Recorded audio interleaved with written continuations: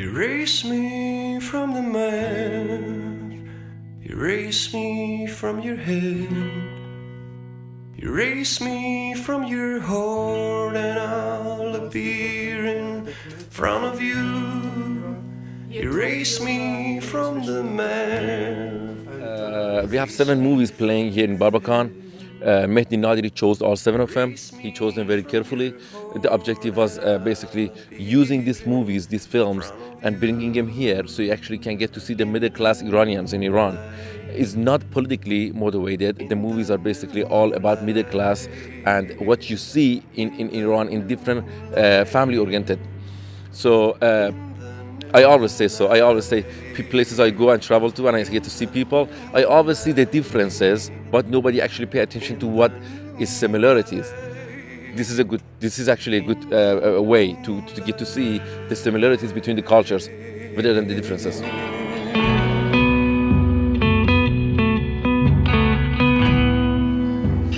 Dnešný deň bol naozaj veľmi bohatý, pretože sme mali možnosť vidieť viacero snímok a fantastické bolo to, že naozaj tie snímky boli z rôznych kútov Európy.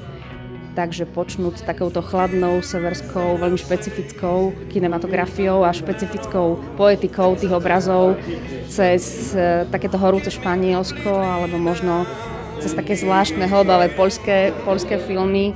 Naozaj bola to všeho chuť a bolo to pre mňa veľmi obohacujúce a som veľmi vďačná za túto skúsenosť.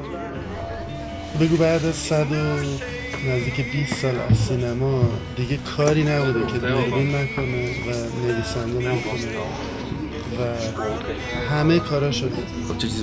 خب بگو اینا. ولی وقتی من یه فیلم رو میبینم، یعنی من فقط دارم نگاه میکنم ببینم که در واقع تفاوت این انسان، تفاوت این کارگردان و مجموعهش فیلم با اون چی که تا حالا تجربه شده چیه.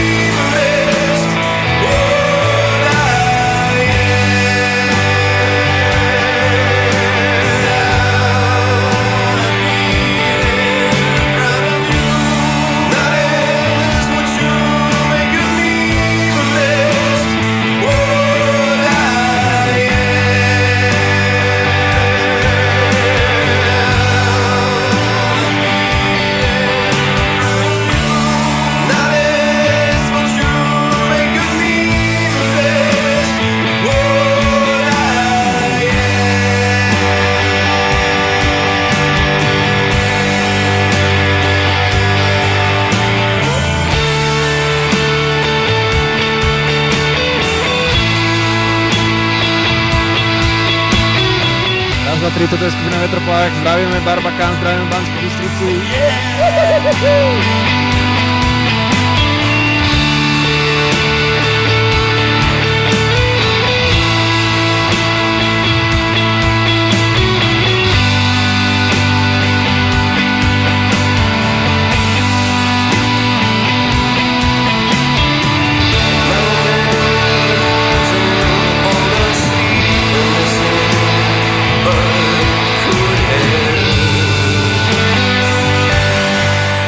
Barbican je super festival a keď by taký bol aj v našom meste.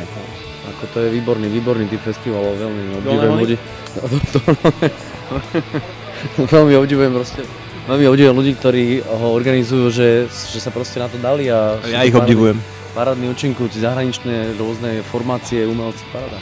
Tak radi prídeme oslaviť aj naše 20. výročie založenia skupiny Vetroplach, tak uvidíme, či sa bude lepšie vodiť festival Barbican alebo skupine Vetroplach. Kto z koho? Ja mám rád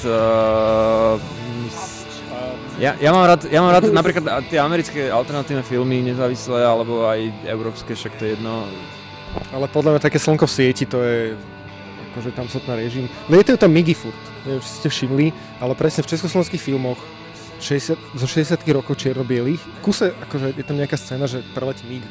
Ale niekedy tam bol iba zvuk, ale ani ho tam neukážu. Akože... Zrazu preletí MIG. Taký pocit, že tak brali, že... Ja vôbec neviem, o čom hovoríš. Okay. Dneska určite hudobný program ponúka toho trochu viacej ako po iné dni, pretože sa koná na 2 miestach. Nie len v klube 77, ale aj v priestore Záhrada, v ktorom sa práve nachádzame. Začneme o 8 večer v Záhrade koncertom domácej kapely Plastic Swans a po nich Kubo Ursini a jeho provizórium. Paralelne s týmto programom bude prebiehať aj program v klube 77. Od 10. večer vystúpia kapely Herzog. O polnoci Tyler McFerrin zo Spojených štátov amerických a o 2. v noci zakončí hudobný program festivalu Barbacán opäť domáca kapela God Blue Balls. Tak na sobotu určite, ak máte takúto knižočku, tak nájdete tam filmy Mira Rema, má 2 bloky, tam sa uvidíme. A večer o 6. v klube 77 je to prednáška Petra Konečného. Večer najzaujímavejších svetových filmových a televíznych reklám. To bude super. A zajtra došlo nám v programe k takej zmene, alebo teda prídavku, s ktorým sme ešte pár dní pred festivalom nerátali. Doplnili sme do programu film Až do mesta Až. Je to film, ktorý sa bude uchádzať o Oscara v roku 2013 medzi cudzojazyčnými filmami a sme veľmi radi, že tento film môžeme na festivale odprezentovať. Určite sa v nedeľu vyberte o 3:00 po obede do Akadémie umení, kde premietame film Až do mesta Až.